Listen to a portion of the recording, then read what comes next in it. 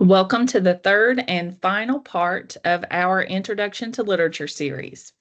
Before we get into the dynamics of the West, I want to let you know that I won't be the professor that asks you to memorize the cadences of ancient Greek poetry, like Homer's epic, or the Sapphic stanza set to a lyre in its original language, because that's not what we're here to do. What I hope to establish in this last section of our video series is this. I care more about how this ancient literature still affects us and how they can be primary sources to our understanding so that we can gain both historical and emotional connections that can be carried into our lives, but then also marry some of the sensory details that allow us to understand our place in time and the development of the Western world. When we think about the hemisphere on a map, all of the hemispheres, the Western world refers to geography, of course. But in the context of culture and literary heritage, it's more so about the development of cultural aspects of civilization. That's why we start our reading journey in the Fertile Crescent of ancient Mesopotamia with the Epic of Gilgamesh, because it marks the beginning of literal civilization and what separates us from barbarians or nomads regarding social structures, literature, and just discourse in general. Once we meet the Fertile Crescent, we'll move to Greece, then to Rome, then to the British Isles, and then we'll spend some time in Italy and France, and then we'll end up back in England. We'll not only notice or witness these developments of language, but even more sophisticated civilized structures and social problems of the time. What those cultures prize most above all things. And we can retain that and see how those privileges and those cultural prizes still affect us, either if that's positive or negative. What about their goals or purposes or thoughts on democracy, our human origins, religion, especially the development of Christianity as it became the dominant religious preference for folks in the Western world? I hope that you'll ask yourselves these questions about development, globalization, and philosophy too. Why are we globalized? When did this start? We'll get to talk about all of that in this class, I think. But then also think, why are we so analytical as a rule, as a society? We're going to learn about all of that too. I think any of those words or concepts could fit in with our understanding of the Western world, even as we perceive it now. What we assume at the outset for this class is that this term, Western world, is not merely a geographical layout, all right, even though that's definitely part of it, but it's more of a philosophical approach as to how we developed, what we think, and what we believe civilization truly constitutes. Okay, because institutions have no memory and because we must perpetuate and preserve knowledge as human beings, we collect literary relics and add them to an abstract yet selective canon. I've asked you to purchase a textbook, which is only one canon in a series and multitude of canons, because this literature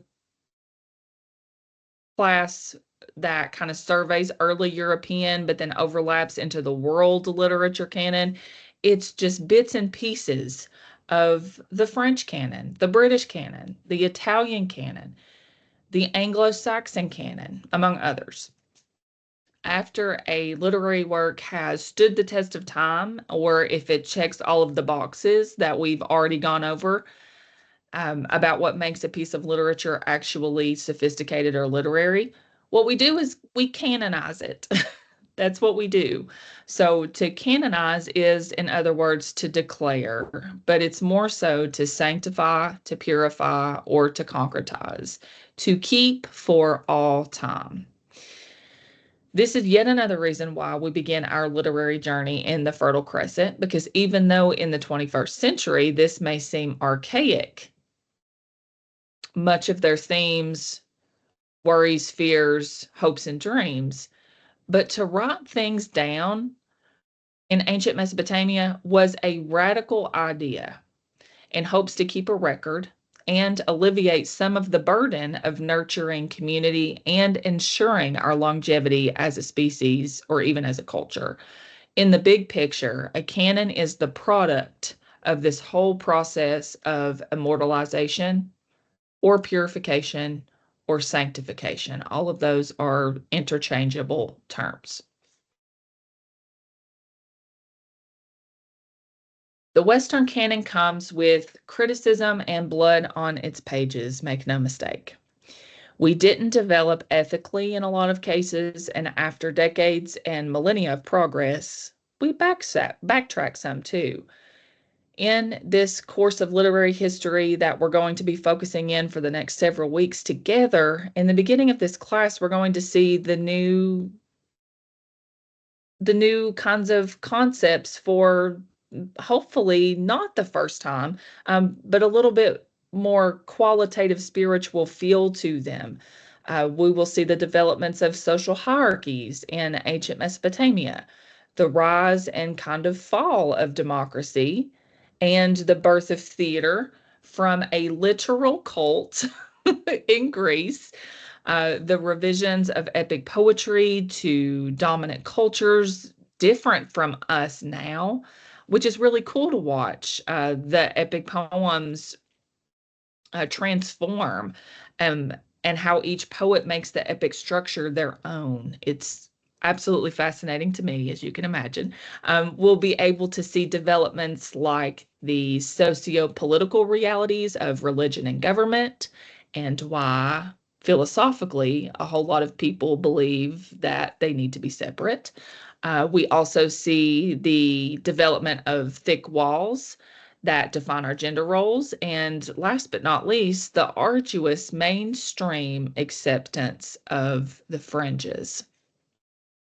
I really hope that you'll oblige me in this next request that I have of you. I ask students to activate their critical thinking skills to be able to see this literature for what it is: the good, the bad, and the ugly. And each student may be able to identify the good, but that good may also be the bad for another student. What's cool about a canon, though, is that it's ours to inherit. Even though it seems like a canon is set in stone through the sanctification, like it's been taken to a taxidermist of sorts, it's still subjective to revision, and it actually must be revised. Certain pieces will fall by the wayside, and they already have, even in my own lifetime, and new ones are added in when we discover them. And we'll see that a lot of literature that we will read in the first several weeks of class had been lost and then rediscovered.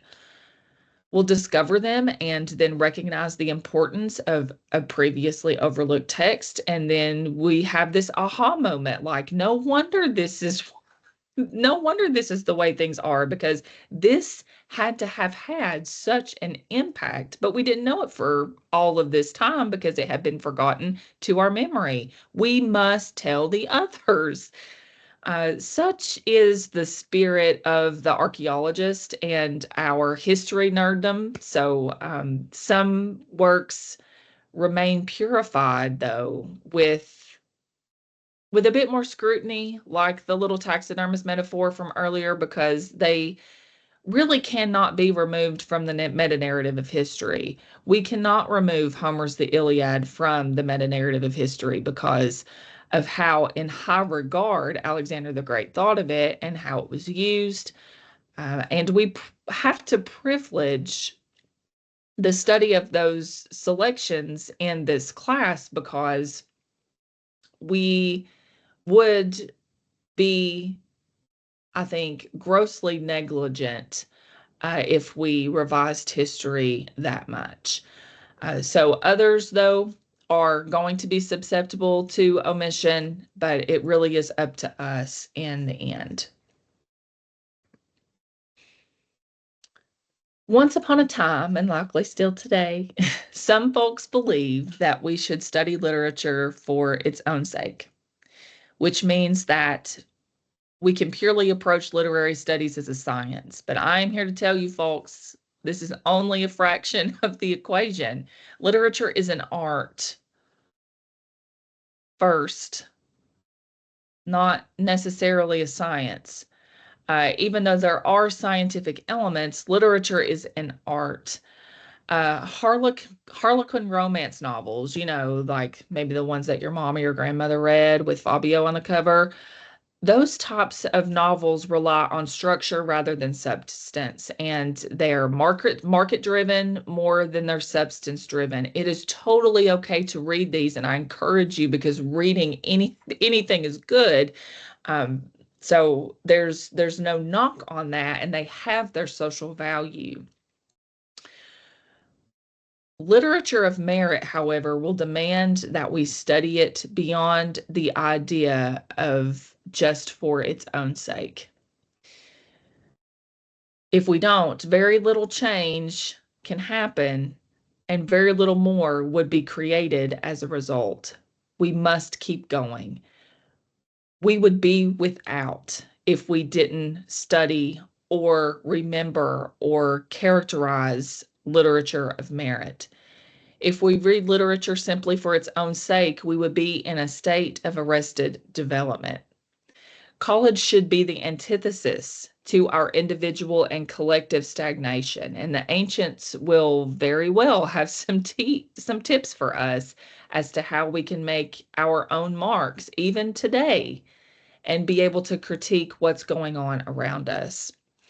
What my professors learned, they passed to me, as I will pass to you, as you will pass on to whomever you see fit. So to come full circle to our title slide, I return to the question why we read the classics. The answer from my professor side is this: to make sure that we better grasp why the world is the way that it is, how to recognize when artists draw inspiration from the past, and what an actual thrill it can be to understand and then create your own work from classics too. My human side, though, has another answer. We have our own libraries to build, to pass on to those we love, and those we may have the privilege of teaching in or outside of the education system, because in the end, that's really what it's all about. To teach gratefully, to operate with a lust for life, and to leave the world more beautiful and captivating than we found it. Okay, that's it. Thanks for watching. The sources for this presentation are itemized here and here. Enjoy your journey through early European literature.